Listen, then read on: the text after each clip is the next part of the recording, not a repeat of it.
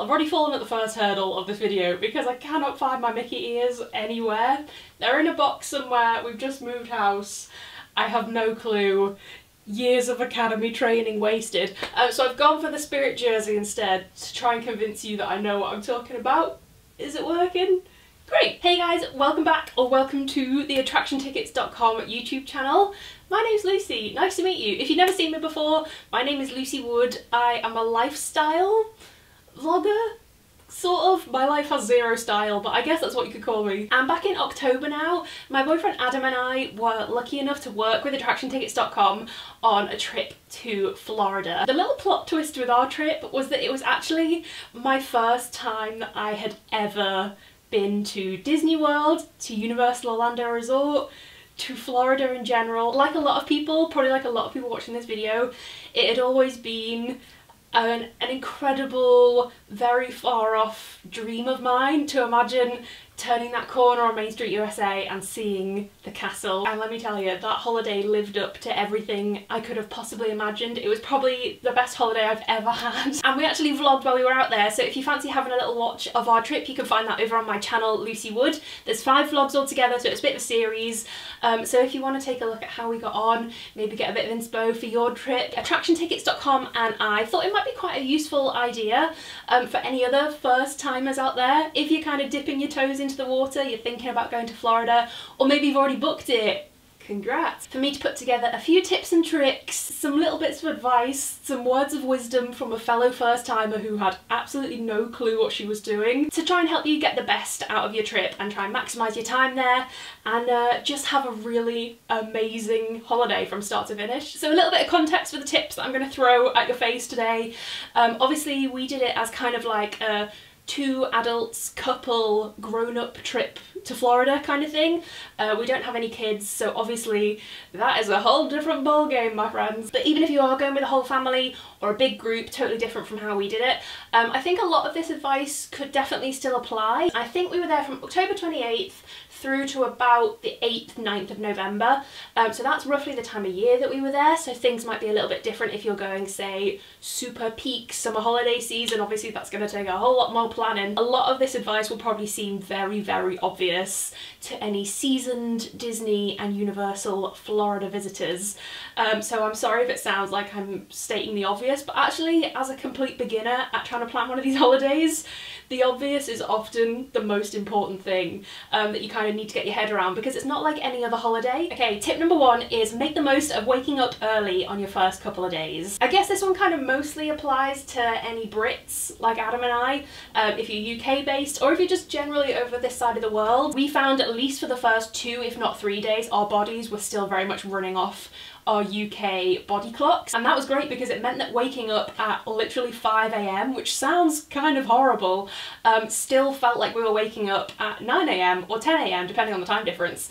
So that's a really great time to get yourself out of bed and get to the parks as early as you possibly can. The first couple of days were the perfect opportunity to get ourselves booked in for some really early breakfasts and use them to do the whole like rope drop, get there for rope drop. I would say do that in your first couple of days before you start to get really tired and exhausted, because it's a pretty exhausting holiday, let me tell you. So yeah, first couple of days, use those broken body clocks to your advantage. Number 2, I think everybody kind of knows about a Florida holiday, but just to reiterate, have just a vague kind of plan in advance. That's coming from Adam and I, who are very like spontaneous, chilled out, quite lazy kind of holidayers. We like to kind of see where the mood takes us. Because of things like the 60-day fastpass system and the 180-day restaurant reservation system, you do have to kind of just play the game a little bit, because you've got to remember that a lot of people go into Disney as the most organised and structured of holidayers,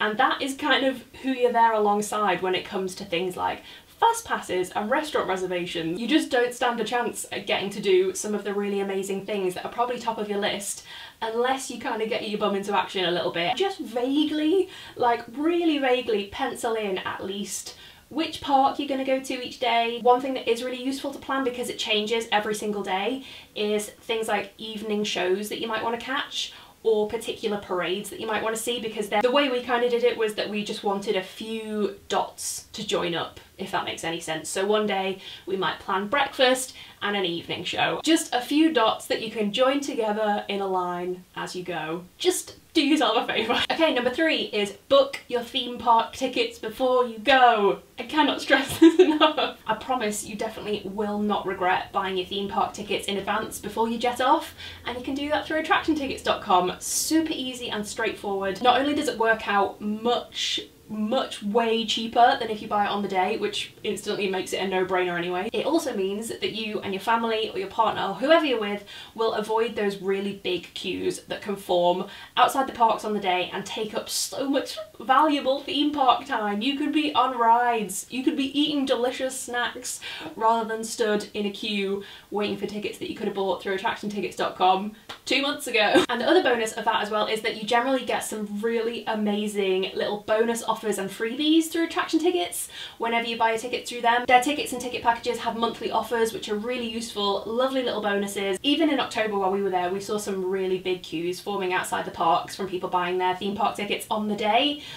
So this one's just a total no-brainer really. Okay, number 4. This one kind of only applies if you are planning on doing some serious shopping and some damage to the credit card. Kind of only applies if you're planning on visiting the really awesome Florida outlet malls during your trip, but we were genuinely amazed by how good they were. We went a couple of times during our trip. We both said that we really regretted not having a little bit more room to play with in our luggage. I got super excited because a lot of my favourite, quite expensive normally designer brands were available with just the most amazing savings, like so much better than you get at home. And obviously because of the time of year that we went, we were mostly thinking about how great it would have been to be able to do all of our Christmas shopping there. And for Disney fans, there was also a really great Disney outlet store full of stuff that was still at the parks. We saw a lot of things that were still available at full price in the parks.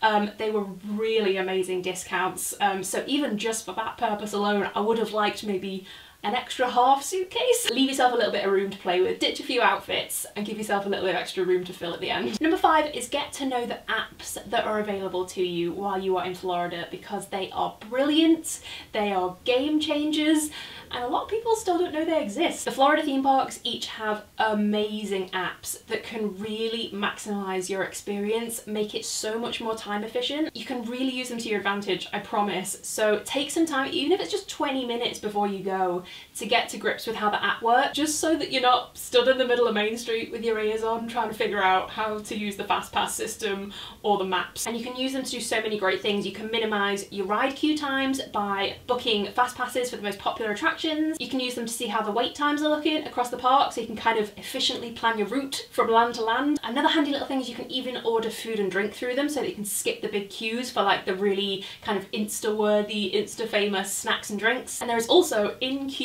entertainment as well, which I imagine is probably great for kids, but we also really enjoyed it as well. So grab yourself a snack and a cup of tea, sit down, box off half an hour to just figure out how to use it properly. There's loads of videos on YouTube that will help you out with that. Number 6 is stay on site. Maybe you found this video, you're still in the planning phases and you're kind of still weighing up the idea of whether to stay in a separate hotel or villa for your trip, or whether you're going to book on site. I would fully encourage you to go for the on-site option. The perks that come with that are absolute gold dust, and you will be so appreciative and grateful of them when you are there in the midst of all the magic and madness. It can mean that you get early admission to the parks, free transportation to the parks. It can give you the best possible fast pass access to the busiest rides and the most popular rides that you will definitely want to get a fast pass for. And there's also dining plans that you can go for as well. As Harry Potter takes a huge chunk of my heart, one of my favourite mornings of our trip was getting early access to the Wizarding World and Diagon Alley, which came through the fact that we were staying at a Universal hotel. So that's just a little example of the perks that can come through staying on site, and that is something that you can arrange if you book through attractiontickets.com. There is something really special about that little window of time where it is not just full of hundreds of people. You can really soak it in and appreciate the magic. And honestly, I think that was probably my favourite hour of our entire 10 days.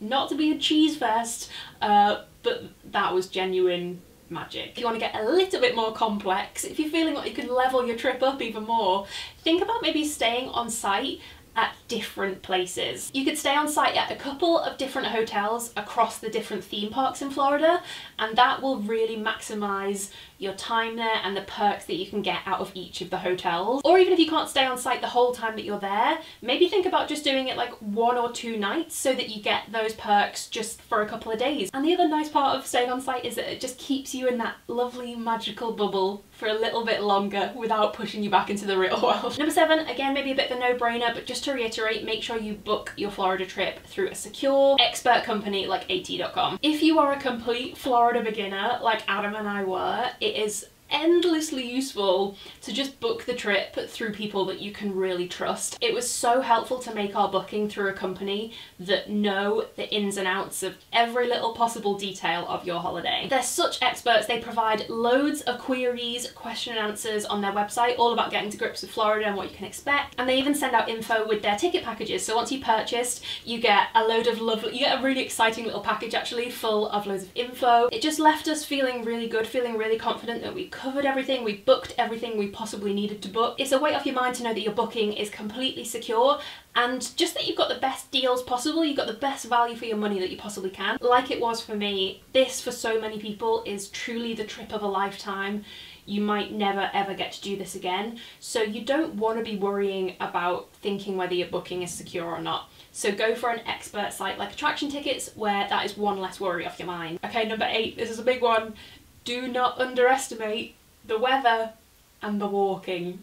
The 2 W's. I feel like before you go, everyone tells you that a trip to Florida is like a little bit intense. And when you've never been before, you're like, shut up, what are you talking about? How hot can it be? I'm telling you now, your legs won't know what's hitting. Not just because it's a complete emotional roller coaster, tears were cried, but we literally walked at least 25,000 steps every single day. It is no joke. Again, sounds very obvious, but opt for the comfiest pro shoes you possibly can. Now is not the time to try out your new flip-flops. And as well as the walking, it is hot. It is hot. I reckon as a Brit, it is fully impossible to be prepared for the Florida heat. It's one of those where you're walking around and you're like, it's nice, but it's a bit hot. It's a bit too hot. Actually, if anything, it's probably a bit too hot. So I would recommend that you pack in your park bag the essential trio every single day. So for us, that essential trio was a reusable water bottle. You can get it refilled across the parks, which is amazing. Stay hydrated. That is just such a mum tip, isn't it? But honestly, probably the most important one of the whole lot. Reusable water bottle, a poncho, because that rain is unpredictable, and a portable fan, because that thing, that little portable fan saved the day every single time. Those 3 things mean that you're covering all bases, you're staying hydrated. Oh, and factor in some rest time as well, like even if that's just going to watch a show. Number 9, which we personally found was probably quite good advice. It might just be because of the time of year that we went. Obviously, if you're going in peak season, you probably need to be a bit more on the ball with restaurant reservations, but tip number 9 from us is don't go too crazy with restaurant reservations. I kind of thought that we would have to have a dinner booked every single night while we were away, maybe a breakfast booked most days while we were out at the parks, and then a fixed plan for lunch every single day as well. But that is really not the case at all. At least we found for us that it really wasn't. Obviously the busiest and most popular restaurants, which you probably see all over the Disney vlogs, they will be worth booking. There was a couple that we couldn't get our hands on. And if there's any, you know, that you've particularly set your heart on that you really want to eat at, definitely make sure that they're booked in. But in terms of having restaurant reservations for every single day, it wasn't something that we needed to do. In the end, I'm really glad that I didn't end up booking too many for us because A, the meals are huge. A booked breakfast and like a sit-down breakfast filled us up right the way through dinner time. So any lunchtime reservations we had would have been a complete waste of time and money. And B, there is just so much going on. Like everywhere you turn, there's something you want to see or do.